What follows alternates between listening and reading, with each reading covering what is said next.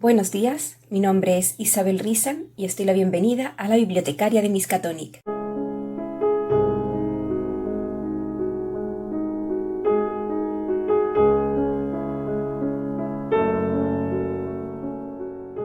Buenos días, ratoncillos y ratoncillas, bienvenidos y bienvenidas un día más, un lunes más al canal. Gracias a los nuevos suscriptores, a los que siempre estáis ahí, a los que me dejáis los likes, los comentarios y hacéis la visualización completa del vídeo, muchísimas gracias. Nos vamos con la obra que traigo hoy porque el autor es anónimo.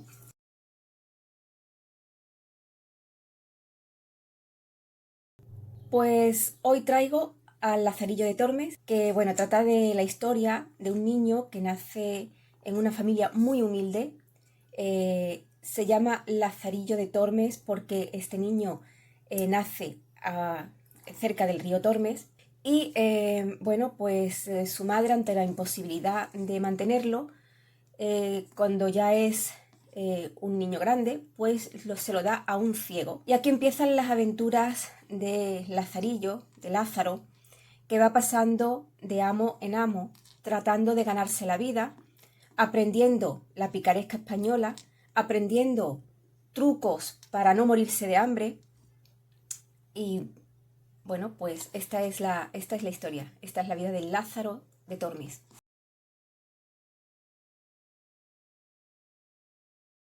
Bueno, pues a ver, hay días en que coges un libro y ese libro puede salvarte la vida, puede no salvarte la vida, pero alegrarte la vida, sacarte esa sonrisa que tanto necesitas ese día.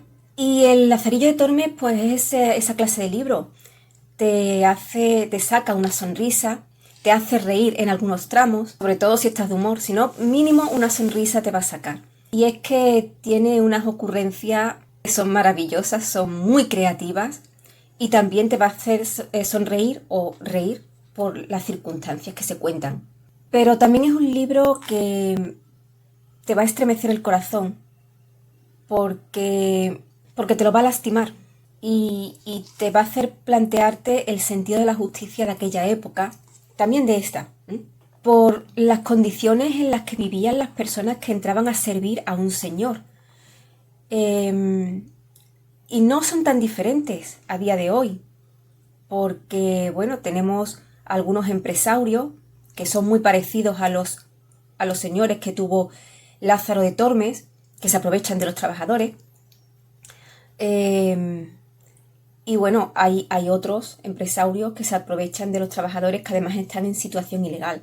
Así que no nos queda tan lejano como podéis llegar a pensar. El Lazarillo para mí es, ya lo he dicho, la picaresca tiene mucho que ver con nuestra forma de vivir actual. No se ha perdido del todo, no se llega a los extremos que se llegaba antes, pero no se ha perdido. Y bueno, hoy se ve muchísima picaresca en los carteristas, los llamados pickpockets que tenemos por todas las ciudades, que hemos cogido esta palabra para advertir sobre todo a los turistas extranjeros, también a los españoles, pero sobre todo a los extranjeros, que son las principales víctimas de estos carteristas, ¿no? Y se buscan trucos muy, muy curiosos que podrían haber aprendido perfectamente de nuestra literatura, de la picaresca, de nuestra literatura. Desde derramarte un café y mientras se disculpan y te limpian, te puedes quedar sin gargantilla, sin pulseras, sin nada, hasta el típico meter la mano en el bolso, ¿no? Pues no nos queda tan lejano todo esto como pensamos. Nos vamos con las curiosidades.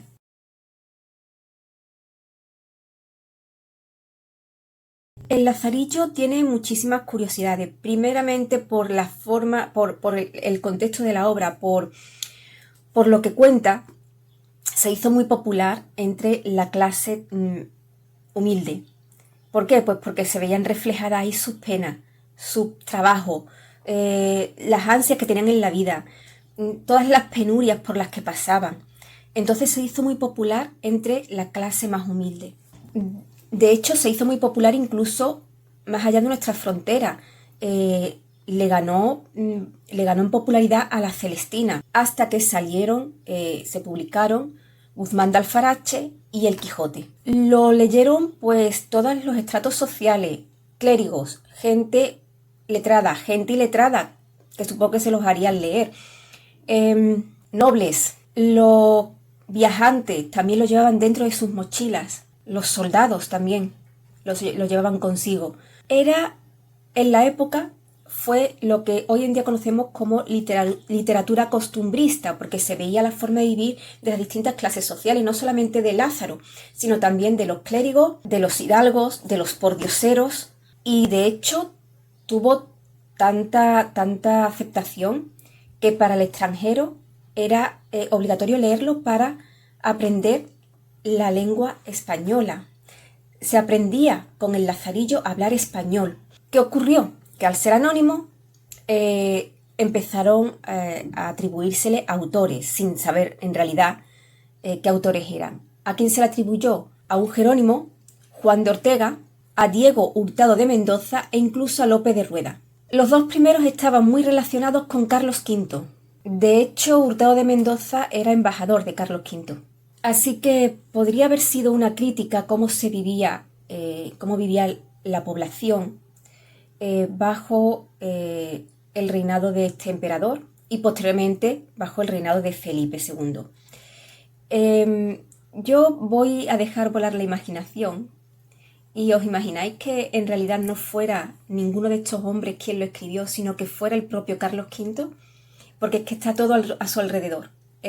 Los posibles autores del Lazarillo de Tormes están alrededor, sobrevuela la sospecha alrededor de la corte de Carlos V, lo cual nos llevaría a la irónica situación de que si realmente fueron uno de estos hombres tan relacionados con el emperador o incluso el mismo emperador, qué ironía que el libro fuera perseguido por la Inquisición. De hecho, fue uno de los libros malditos que entraron en las listas prohibidas de la Inquisición española.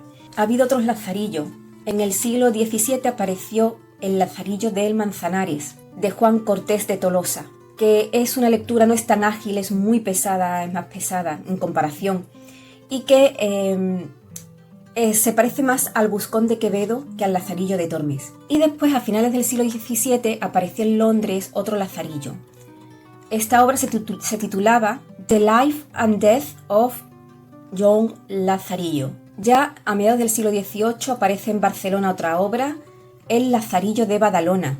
Y en 1773, Calixto Bustamante Carlos hizo aparecer otra obra conocida como Lazarillo de Ciegos Caminantes, que describe los itinerarios de Buenos Aires a Lima.